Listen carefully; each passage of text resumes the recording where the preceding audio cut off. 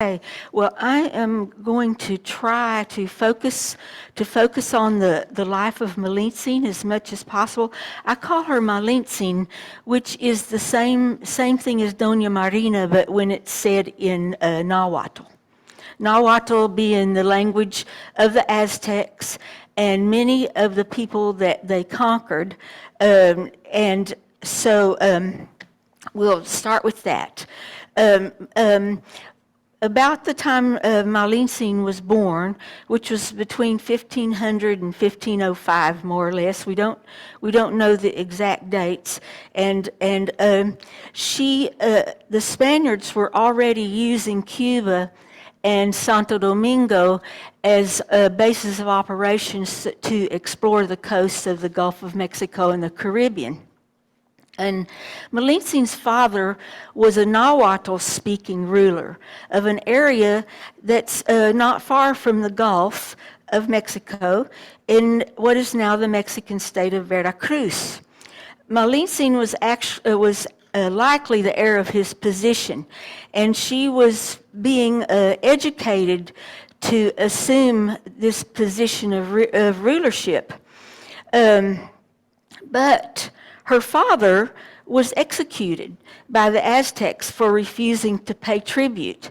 And so Malinche's mother remarried, and she had a son with her second husband. For whatever reason, when Malinche was between the ages of 8 and 10 or so, she was given or sold secretly to some merchants who took her to the coast and sold her as a slave to the Mayan-speaking ruler from what is now the Mexican state of Tabasco. So we're really fortunate to know what we do know about Malinche, because with Cortez's men, there was a soldier named Bernal Diaz del Castillo who became a chronicler. That is to say, he wrote a book about the conquest of Mexico, and he knew Malinche personally and talked to her, and she told him this story about her childhood. So some of the historians doubt this story, but he knew her, and he was an eyewitness of everything, almost everything that he wrote about in his book. He was there, he saw it, he was with these people. A very detailed history. And while Malinche was enslaved by this Mayan ruler that she had been sold to, she learned to speak at least 2 Mayan languages, probably the Mayan of the northern part of the Yucatan and the Mayan of the southern part of the Yucatan. Meanwhile, in the Yucatan Peninsula, the opposite side of the peninsula from where she was living, there were 2 Spanish men who survived a shipwreck in 1511, and they learned the Mayan language while they were being held captive by the Mayans. So 8 years later, it's a long time, 8 years later after that shipwreck, the Cortez expedition came from Cuba and was exploring the coast of the Yucatan Peninsula. One of these shipwreck victims, named Jerónimo de Aguilar, joined them and became Cortez's Mayan language translator, since he knew Mayan and Spanish. The other shipwreck guy wouldn't go with them. He already had a Mayan wife and children, and he had gone native, and he wouldn't leave with the Spanish. But Jerónimo did. He'd been trained as a priest, so he was still had not married. Not too long later, just a few weeks, on the opposite side of the Yucatan Peninsula, I'm sure y'all know the Yucatan Peninsula in Mexico, how it has one side of it on the Gulf of Mexico and the other on the Caribbean. So he had picked up Jerónimo on the Caribbean side in Cozumel, in fact. And then on the Mayans, on the Gulf side, when they were sailing down the coast, the natives in that area attacked them. And they joined them in battle and defeated the natives easily. But as a gesture of peace, the rulers from that area, the native rulers from that area, brought gifts to Cortez, including 20 enslaved women. And one of those enslaved women was Malinche. And she was a teenager, probably between the ages of 14 and 19 at that point. And it was interesting. The priest, of course, this whole expedition had a side to it that was almost like a crusade, like they were trying to convert the people that they conquered into Christianity. So the priest insisted that before these women could be distributed among the captains, that they had to be instructed in Christianity, at least one sermon, and then be baptized and be given Christian names. So Malinche was given the name Marina, and Cortez gave her to Captain Portocarrero. So you'll hear a little bit about him later. When the expedition started sailing further on down the coast into areas where the people spoke Nahuatl, which was the language that the Aztecs in the capital who had conquered these areas and taken, probably installed some of their own favorite leaders, the Emperor Moctezuma sent some ambassadors to meet them and to investigate and find out what they wanted and what they were doing there. And he sent artists with him. They were like the reporters. The artists would go and they would draw and paint everything they saw and take that and show it to the emperor. So Malinche was the only person in the whole expedition that could speak Nahuatl and understand what these people were saying. So when Cortez realized that, he made her his interpreter, his Nahuatl interpreter. So he then had Geronimo, who would speak Mayan, and Malinche, who would speak Nahuatl, and they had what was called what we now call a linguistic chain. So Malinche would tell Geronimo in Mayan what the Nahuatl people were saying, and then Geronimo would tell Cortez in Spanish. So he was quite dependent for quite some time on both of these translators, and he took them everywhere he went, no matter how dangerous and how risky the situation was. He had to have them with him at all times. So then when they got among people that did not speak either Nahuatl or Mayan, like the Totonacos were peoples that lived even further down the coast, Malinche would find someone among those people who could understand Nahuatl enough so that they could tell her what the Totonaco people were saying. So then you had another link in the chain, right? But it was very important because in this way Malinche was able to find out some real important information about who the enemies of the Aztecs were, so that Cortez could try to make alliances with those enemies. And the Totonacos happened to be, even though they were paying tribute and had been conquered by the Mayans, they were not happy about it. And so they were glad to join in with Cortez in an alliance. And to seal that alliance, the Totonaco rulers gave Cortez and his men 8 women, but these women were not enslaved. They were daughters. They were daughters of the rulers of that area, and they had their little servants with them to go with them, and they were hoping that Cortez and his men would marry their daughters so that they would all be kin, right? And so Cortez again gave the most beautiful of these Totonaco women to Captain Portocarrero again. But it may have been some kind of compensation because he was occupying Malinche's time a lot with all the translating she was doing, including all the sermons the priests wanted to tell the Indians, and everything had to be translated through this linguistics chain. So Portocarrero kept this Totonaco woman with him until he died, which was not much later, but that's a whole nother story, so we won't go there. Cortez took these translators and his chronicler, Cortez Bernal Diaz, that I talked about. into the middle of some of the most horrific events throughout the conquest period. Now, the greatest enemy of the Aztecs were the Tlaxcalans. And so Cortés took his people to Tlaxcala to seek an alliance with this powerful tribe who had not been defeated by the Aztecs.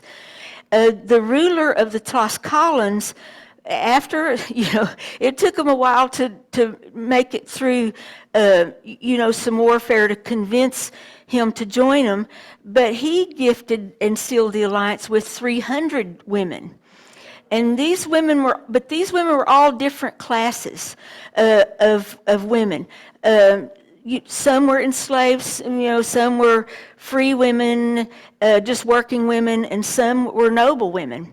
And 2 of them, in fact, were his own daughters, and who were married off. They were married off quite soon to Cortés's second in command of the whole expedition. His name was Pedro de Alvarado, and the other daughter of the Tlaxcalan ruler was married to Pedro's brother Jorge. And so they appear through these stories also. The Tlaxcalan warriors accompanied Cortés's forces to the outskirts of the capital, of the Aztec capital. Of course, along the way, they wreaked a lot of havoc, especially in the city of Cholula. It was like basically genocide, but I'm not going to go into those kind of gory details today. We're trying to talk mainly about the women, but they were all right in the middle of the conquest, so you can't separate them out and their lives and their experiences from all these horrible things that were going on. So, anyway, the Emperor Moctezuma, of course, he had heard they were coming. He had a lot of spies, and he knew the kind of damage that they could do, and he was basically horrified. But he went out to meet them. And he let the Spaniards into the city as guests with the idea that he might be able to form an alliance with them and stop what they were doing. But he didn't let the Tlaxcalan warriors that were with him in, of course, because they were his enemies. And Malinche, since she was a child of rulers, when she was growing up, she had learned to speak a kind of Nahuatl called lordly speech, which was used only among Aztec nobility. So with that kind of language, and she had beautifully embroidered indigenous clothing that she had like a new outfit for each city that they went to, right? And she had a very confident demeanor. So she was perceived as a noble woman, and she was heard with respect in Moctezuma's court. And she had hopes of trying to save many lives on both sides, because she had obviously seen the damage that the Spaniards could do. And she was trying to convince the Aztecs not to resist them and their superior weapons. Of course, they had gunpowder and the Aztecs didn't. And they had horses, and the Aztecs, of course, didn't have horses yet either. So they were a small number of men compared to the number of warriors there were in the area. But they couldn't match up to the technology that the Spaniards had. And Moctezuma agreed with her, but his advisors didn't. So in 1920, the Spaniards were still in the capital.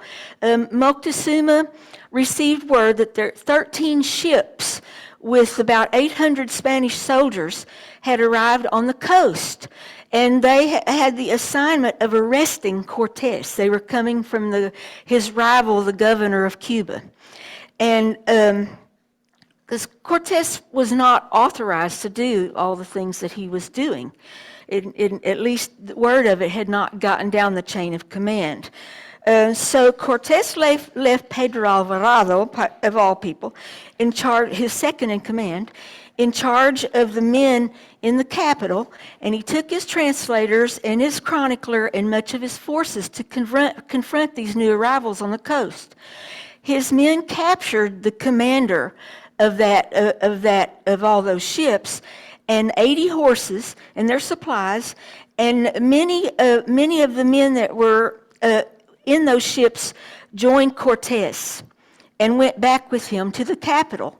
Unfortunately, one of their slaves had smallpox.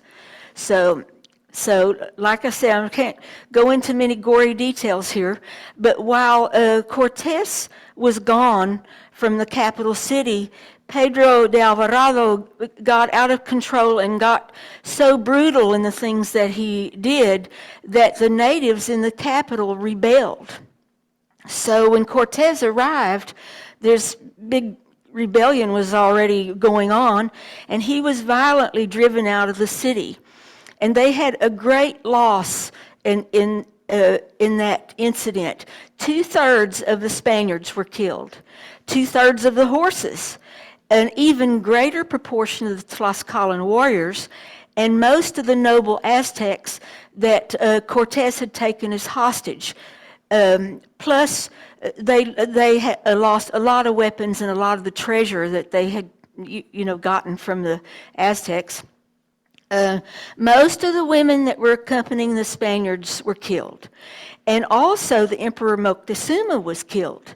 And we aren't sure whether he was killed by his own people because he was trying to stop them from running the Spaniards out, or by the Spaniards themselves. So Malinche and the Tlaxcalan princess Doña Luisa de Alvarado and a Spanish warrior woman named Maria de Estrada that survived. And they met up the next morning with Cortez and the other survivors of the expedition on the opposite side of the lake, because the city was built on islands in a lake, right?